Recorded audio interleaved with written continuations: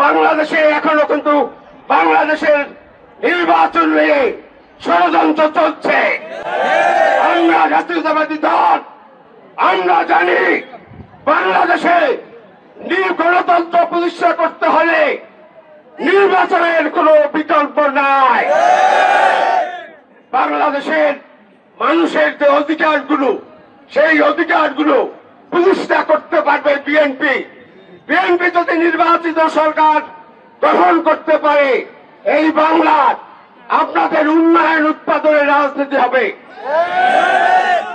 আপনারা জানেন আমাদের প্রিয় নেতা আমাদের সান্নের অহংকার জনাব তারেক রহমান রাষ্ট্র ক্ষমতার 31 দফা দিয়েছে।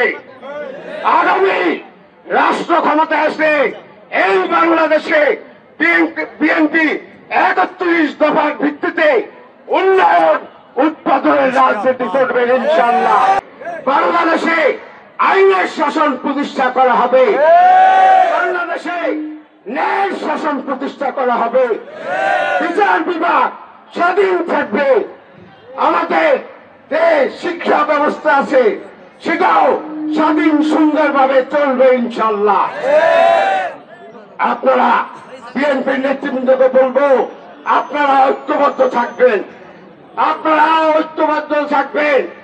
আমরা যদি ঐক্যবদ্ধ থাকি কোন ষড়যন্ত্রী আমাদের সাথে মোকাবেলা করে কিছুই করতে পারবে না।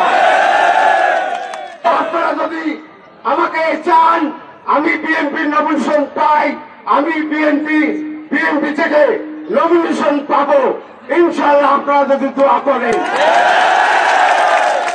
আমি দুর্নীতি করবো না, আমি মানুষের হক ঠকাইয়া খাবো না, আমি মানুষের সাথে খারাপ ব্যবহার করবো না, আমি আপনাদের সাথে কাঁধে কাঁধ মিলিয়ে কাজ করবো ইনশাআল্লাহ। আপনারা সবাই ঐক্যবদ্ধ থাকবেন। আমাদের সামনে চরম পরীক্ষা, এই পরীক্ষায় আমাদের উত্তীর্ণ হতে হবে।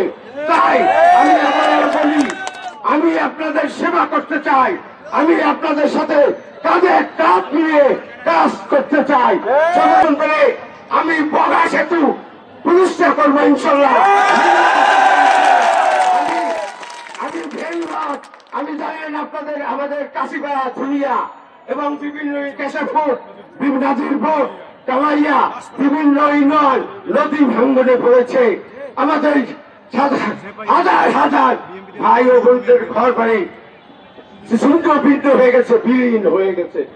আমি এই যে মানুষের ঘর বাড়ি বিচ্ছিন্ন হয়েছে আমি সেই কাজ করতে চাই।